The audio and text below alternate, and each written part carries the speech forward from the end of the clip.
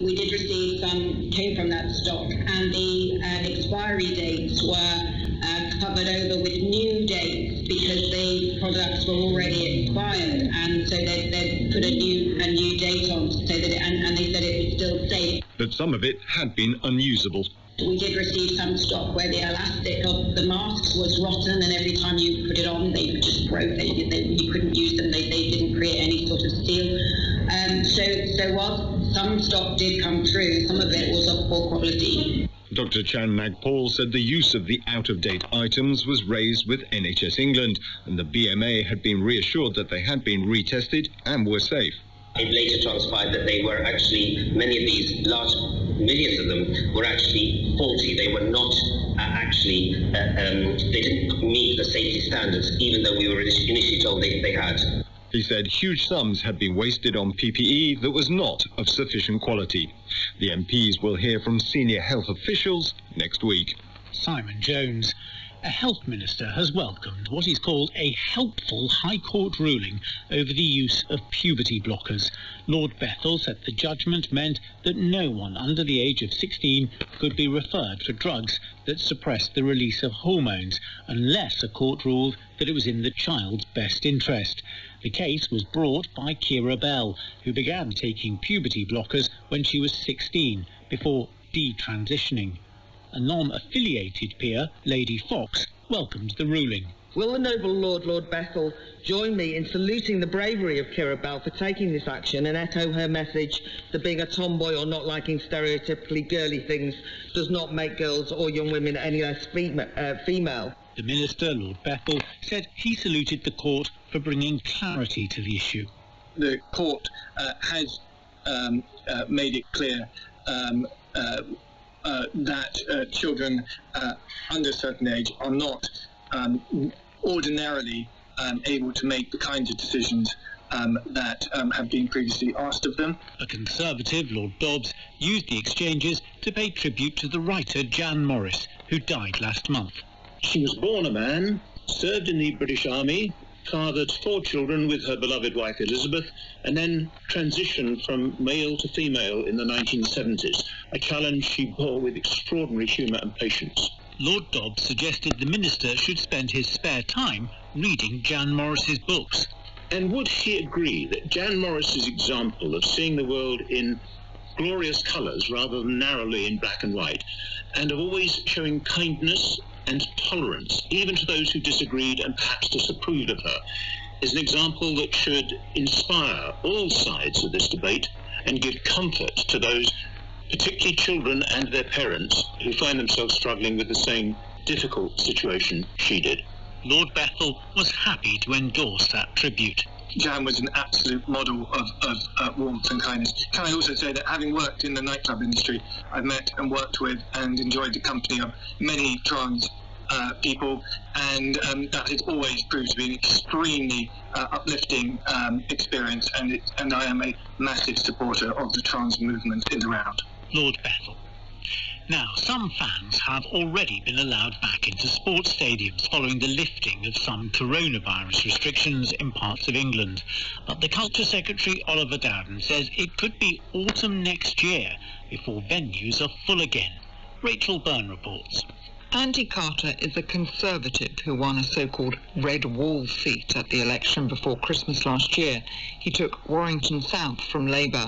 In the Commons, he thanked the government for the financial support it had given to rugby league clubs across the north of England.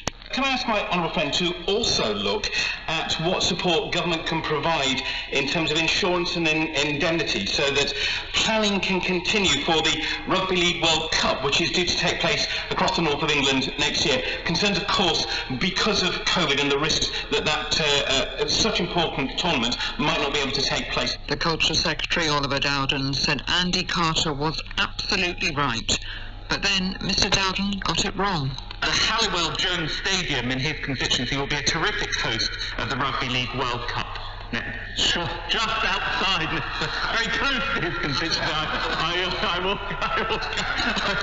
stand corrected, Mr. Speaker. I can assure you it will be an excellent stadium wherever in the United Kingdom it is located. Recovering, the Culture Secretary said he was very much looking forward to the tournament next October. He's absolutely right to raise the risks around COVID. Look, I very much hope that by that point we'll be able to have a full return of fans to stadiums, but of course we'll ensure that contingencies are in place. Stadium capacity is limited in England to a maximum of 4,000 people in the lower COVID risk Tier 1 areas, a maximum of 2,000 people in Tier 2 and no access in Tier 3.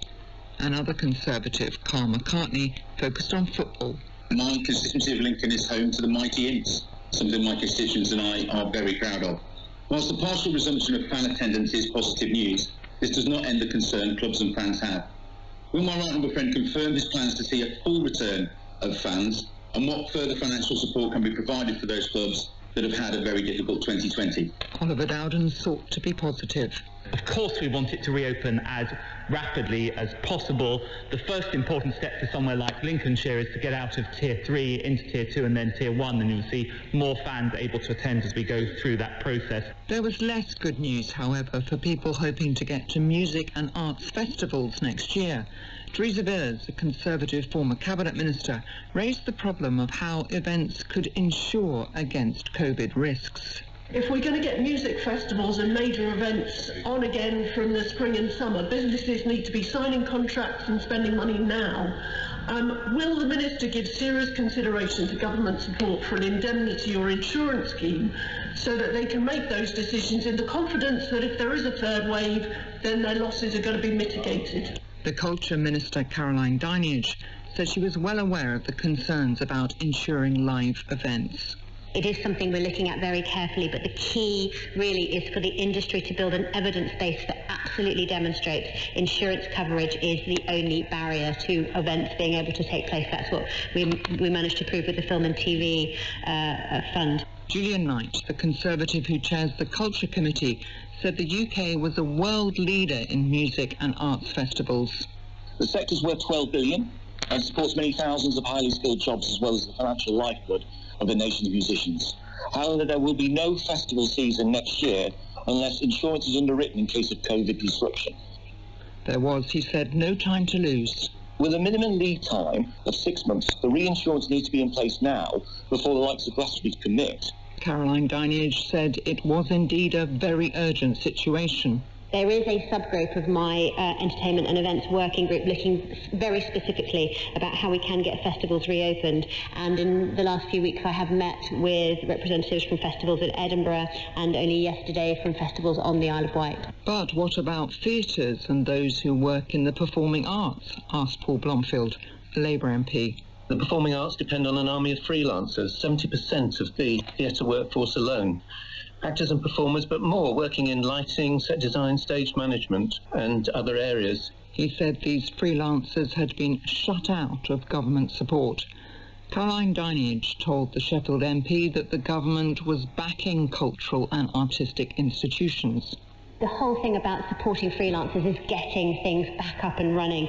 For example, the Crucible Theatre in Sheffield is in Tier 3, but is continuing to rehearse their panto with the aim to perform live if restrictions are lifted in time. But whatever happens, they will record their work and stream into hospital, schools and hopefully to audiences, Mr. Speaker. The Minister said that was how freelancers got back to work. Rachel Byrne.